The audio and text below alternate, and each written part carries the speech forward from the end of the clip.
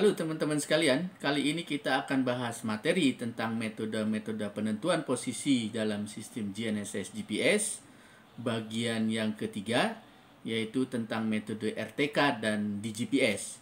Silakan selamat menyimak.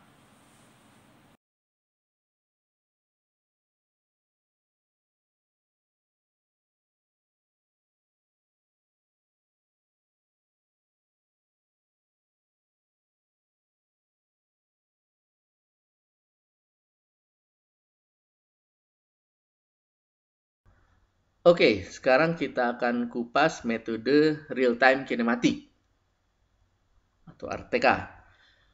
Nah, RTK, real-time kinematik, adalah metode diferensial ya pada sistem GNSS. Kemudian real-time, ini kata kuncinya, real-time, langsung didapat posisi, dan keutamaannya ada di pengkoreksian data fase dari base atau reference ke rover atau pengamat. Nah, ini RTK. Nah, untuk merealisasikan koreksi data fase secara real time, maka dibutuhkan media komunikasi penyampai data koreksi. Nah, ini salah satu komponen penting dalam RTK adalah media komunikasi penyampai data koreksi, seperti radio, GSM, hingga satelit ya, contohnya VSAT. Nah, itu nanti koreksi data fase dikirim dari base ke rover. Nah, RTK dapat digunakan untuk menentukan posisi dari suatu objek yang diam atau bergerak. Kunci dari optimalisasi metode RTK berupa visibility yang bagus ke satelit, ya. Kemudian media komunikasi penyampai koreksi yang bagus, lancar. Nah, satu lagi, jarak baseline yang tidak terlalu panjang. Nah, ini berarti ada 3 kunci optimalisasi metode RTK. Nah, kita ini kita lihat ada kasus di mana RTK tidak berfungsi katanya dengan baik. Ternyata masalahnya terdapat di jangkauan media komunikasi. Di mana karena problem jangkauan, maka koreksi data fase dari base itu tidak mencapai rover. Nah, ini ada salah satu kasus. Kemudian kasus lainnya, RTK katanya tidak berfungsi dengan baik, padahal media komunikasi telah berfungsi dengan baik. Jadi jangkauannya bagus dari base ke rover, namun ternyata visibilitas ke satelit tidak bagus. Nah, ini juga sama ya. Jadi ada beberapa kasus, termasuk nanti juga ketika baseline-nya terlalu panjang juga sama. RTK-nya menjadi tidak optimal. Nah, ini harus menjadi catatan penting ya. Harus kita pahami ya. Nah, ini adalah ilustrasi ya bagaimana kinerja dari sistem RTK ya. Ini bagaimana koreksi. Nah, ini koreksi data fase dikirimkan secara real time dari base ke rover ya. Dengan bantuan media komunikasi seperti tadi sudah disebutkan ada radio, GSM, dan lain-lain. Nah, ini inti kinerja dari RTK. Ilustrasinya seperti ini. Nah, dengan menggunakan metode RTK, maka kita dapat memperoleh ketelitian posisi secara real time hingga level 1,5 cm ya. Seperti terlihat contohnya pada gambar ya. Nah, itu 1 hingga 5 cm ya. Nah, bahkan dengan multi-channel GNSS, kalau kita nanti menggunakan GPS, Beidou, GLONASS, dan Galileo ya, nah ketelitian itu dapat mencapai level 1 hingga 2 cm ya, secara stabil dengan kondisi pengamatan di lapangan yang ideal ya. Nah, aplikasi-aplikasi utama dari metode RTK itu diantaranya staking out, cadastral survey, mining survey, kemudian juga high precision navigation. Itu aplikasi-aplikasi utama dari RTK. Bisa juga aplikasi lainnya. Nah, bahkan dengan RTK kita dapat membuat peta tematik dengan cepat, dengan ketelitian yang bagus ya. Bisa. Nah, ada kalanya si koreksi data fase itu tidak sampai dari base ke rover ya. Karena media komunikasinya yang menyampaikan data koreksi itu mengalami kendala ya. Baik itu kendala obstruksi maupun jangkauan. Nah, untuk itu kita bisa tambahkan repeater ya di sini. Nah, supaya nanti koreksi itu dapat nyampe dari base ke rover. Jadi repeater ini memperluas cakupan sinyal untuk tadi menangani adanya obstruksi dari topografi dan juga terkait daya jangkau.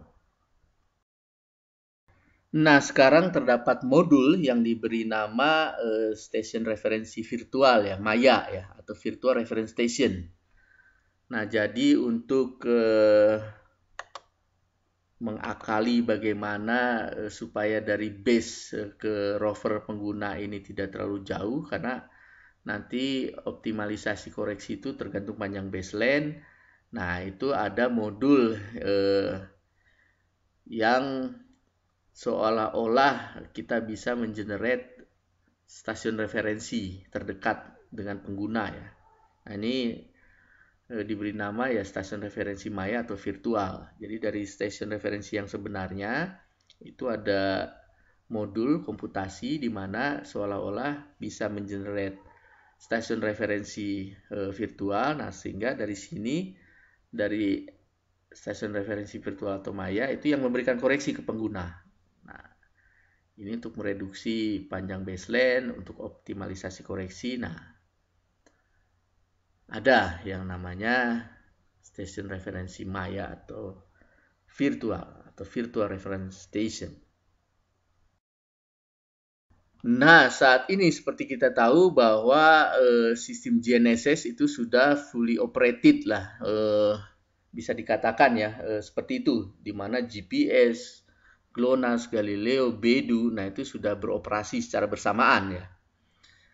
Nah, hingga hal ini memberi keuntungan pada sistem RTK ya, di mana kita dapat menggunakan multi-channel GNSS untuk RTK, sehingga dalam hal ini kita dapat menentukan posisi di bumi dengan lebih akurat dan lebih cepat dengan adanya multi-channel RTK GNSS. Nah, secara prinsip kan semakin banyak satelit yang diamati, maka kendala visibilitas satelit dapat relatif teratasi. Kemudian jarak baseline antara base dan rover juga dapat diperpanjang dengan adanya multi-channel RTK GNSS.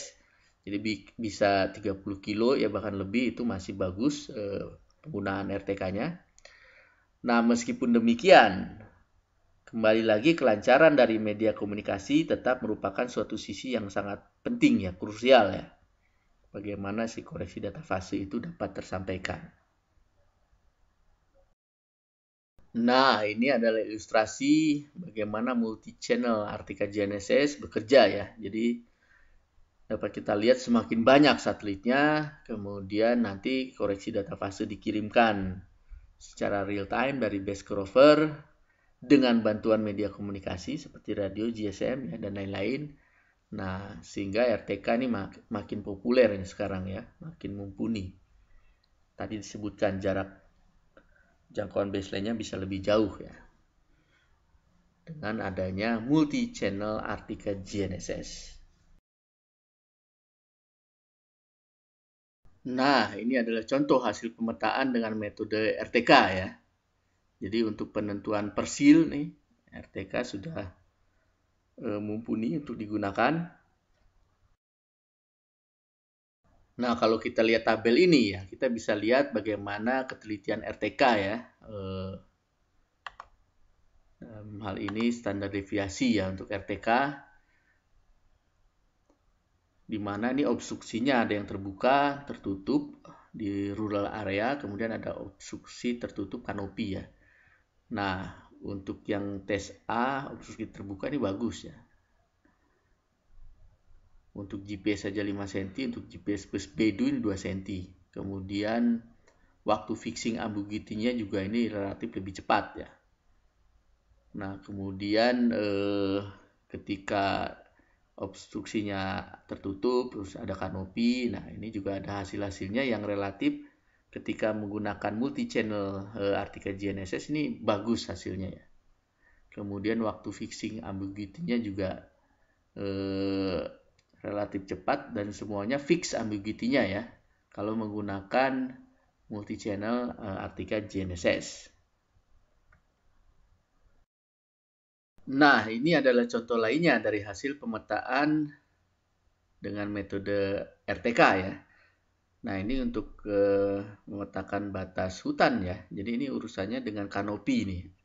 Bagaimana performa RTK di tutupan kanopi ya. Dan ini menggunakan multi-channel RTK, GNSS. Nah, ini masih terkait dengan tadi contoh pemetaan dengan metode RTK ya di kanopi untuk batas hutan. Nah, kita bisa lihat di sini ketika bicara obstruksi dari kanopi hingga 60%, kemudian 70%, 80%, dan 90%. Nah, ini hasilnya sampai dengan 70% obstruksi ini masih bagus ya. Jadi untuk average horizontalnya masih bisa 1 cm, vertikalnya 1-2 cm, dan semua status ambiguity itu bisa fix ya. Kemudian waktu untuk fixing ambiguity sekitar 10 second ya, untuk baseline kurang dari 1 kilo. Nah, masih hasilnya cukup bagus meskipun obstruksinya sudah 70% ya. Nah, kemudian ketika 80%, 90% ya ini ada degradasi ketelitian gitu ya. Ambiguity-nya juga ada yang float-nya di sini. Nah, tetapi ya masih ada hasil juga ya. Nah, ini penggunaan multi-channel RTK GNSS ya. Jadi cukup luar biasa nih.